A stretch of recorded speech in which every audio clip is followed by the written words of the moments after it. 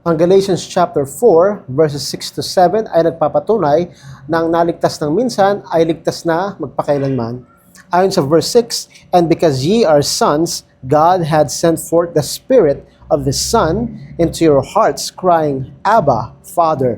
Wherefore thou art no more a servant, but a son. And if a son, then an heir of God through Christ."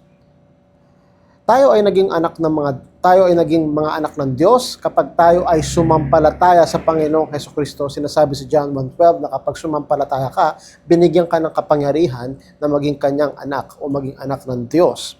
At dahil tayo mga anak ng Diyos, ayon sa Biblia, hindi na tayo tinuturing na alipin. Hindi na tayo alipin ng kasalanan ng kautusan.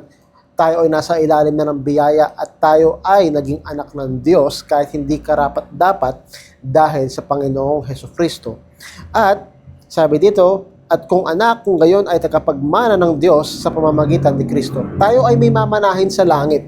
Ang ating tahanan ay nasa langit. Tayo ay naging bahagi na ng pamilya ng Panginoon at dahil tayo kanyang mga anak, walang panahon sa buhay natin o kalagitnaan ng ating pamumuhay na ang Panginoon ay didisconnect na tayo sa pagiging anak.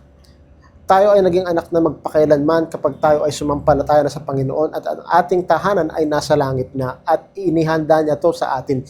Tayo ay tagapagmana ng kanyang kaharian. Lahat ng sumampalataya sa kanya ay tagapagmana ng kanyang kaharian sa langit. At hindi nawala ang kaligtasan dahil meron na tayong mamanahin sa langit at inihanda na to sa mga bawat mananampalataya. Ito ang dahilan kung bakit ang naligtas ng minsan ay ligtas na magpakailanman.